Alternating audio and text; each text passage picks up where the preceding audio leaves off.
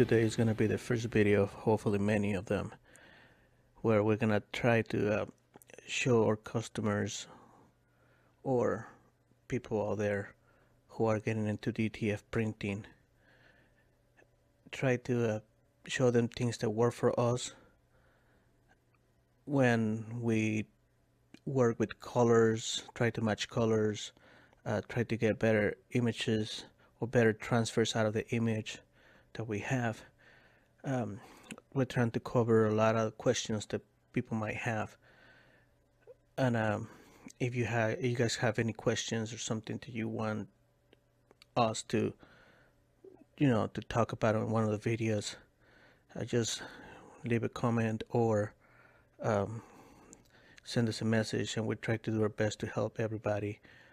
But basically what I'm trying to do in this first video, we're gonna start from the basics, something really quick. It's gonna be a quick video, and we're gonna start with the main thing on an image when we come with printing.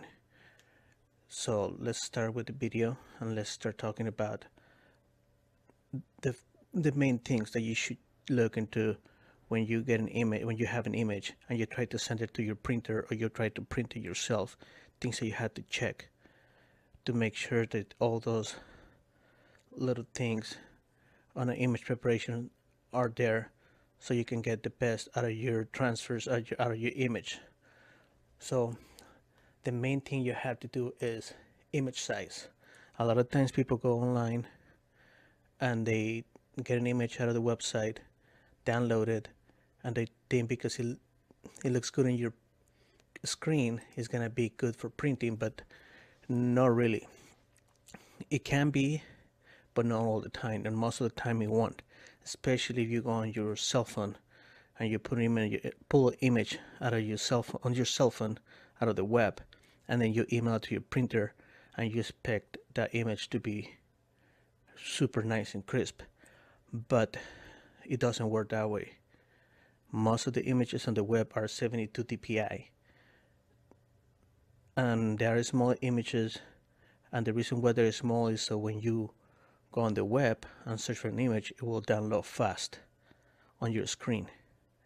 Now in printing, they have to be at least maybe 250 to 40, but the best results are 300 dpi.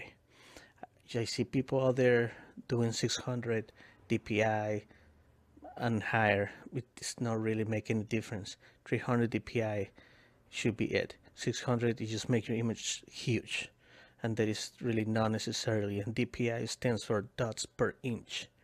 So you have this image right here, so you have to check. We use Photoshop for most of the stuff. I know not a lot of people has Photoshop, but I'm gonna show you guys at the end of the video a really nice web page where you can go, and it's similar to Photoshop and it's free. You can also subscribe to the website and have a lot of extra stuff, but for what you need it, you use the free version and you should be okay. So you got to check your image size. In this case, we pulled this one out of a website, so it's only at 200 dpi, 72 dpi. This right here, the width and the height, this is the biggest size you can go.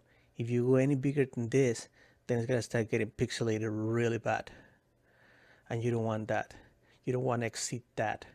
At least your image is a vector file, then you can go the biggest you want to go. But if it's not, then don't do it. Don't change this right here. You can go lower, but you cannot go higher. Now we have another image right here, and this one is a 300 dpi. That's perfect. It's a little blurry, but it's not a vector file. That's why it's not perfect.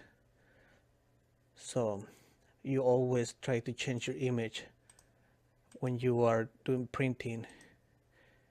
You do 300 dpi and try to keep the same width and the same height, and just save your image like that, and that will help a lot. That's one of the main things you have to check for on DTF printing. Another thing, and another issue that you come across with DTF a lot of times is colors. Colors, you gotta understand that on DTF we print using CMYK method. We don't use RGB. It's a CMYK. We use K for black, we use C for cyan, M for magenta, and Y for yellow. We use those colors to create a bunch of different other colors. So not all the time your colors are gonna match when after we print them or after your printer prints.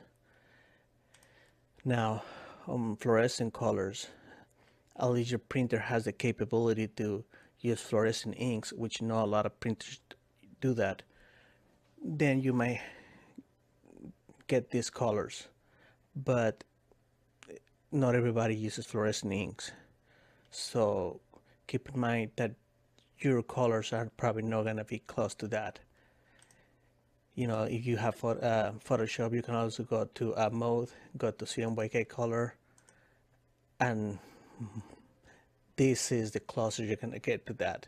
I know it's a big difference, but it is what it is. Also, you are looking at your image on a high resolution monitor, so it makes a big difference. It's not the same looking at an image on a screen, on an HD screen, versus a print. You know, it's very, it changes a lot. It changes a lot. That's why image preparation is really important on DTF. You know, you can always go to adjustments and try to make your colors brighter. You know, you are good by using Photoshop. I'm sure you're gonna get really good colors. You know, but if you're using some really neon colors, most likely you won't have that result or those results. It is hard for printers to match something like this. I know there is a lot of people out there who says they can do it. If they can do it, good, but not everybody can do that, just so you know. So those are the basics for DTF printing, the first things that you have to check, you have to work on. We're gonna wrap up this quick video. I just want to talk about those two main things because those are really important. Those are the main issues that people come across when they send images to their printer and they receive the images and they don't match the colors. That's why. And before I finish this video, I want to show you this. This is a website. It's called Photopea. It is the closest you're gonna get to Photoshop. Oh, there's another one out there too, but this is, I like it. And I like it because you can upload your image by either dragging it right here or open from computer. And this is the reason why I like it. It is really cool. This is like for beginners. Photoshop is like, you know, you have to have a little bit more experience, but this one is gonna work really good for a lot of customers, a lot of people out there who is the first time for them using Photoshop or using this kind of stuff. So this is why I like it. You go to this dropper right here, you click on this color, right, red. You double click right here. So this is the color you're using, right? This is the hex code, this is the RGB code, and the CMYK code, color code. When you click here, all these gray areas right here, these are colors your printer won't match. These are out of the range.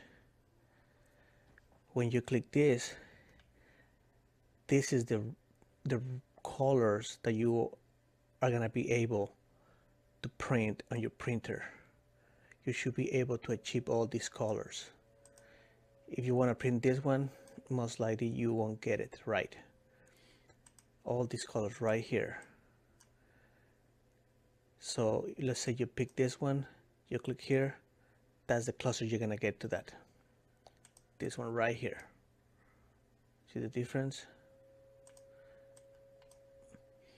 Sometimes you can get a little bit closer, but most likely it's gonna be somewhere right there.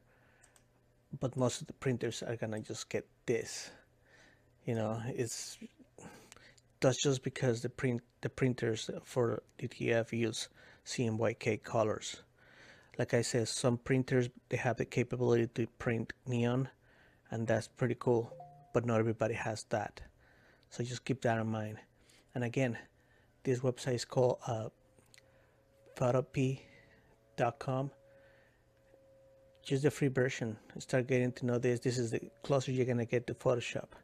You can do a lot of things with this. You can do halftones, you can change colors, you know, you can do a lot of things with this free website, and it's similar to Photoshop. So we're gonna be working on Photoshop for most of our videos, but if you ever have a question about this this free software, go ahead, leave a comment, and we're gonna do our best to help you. So I hope you like the video. Thank you.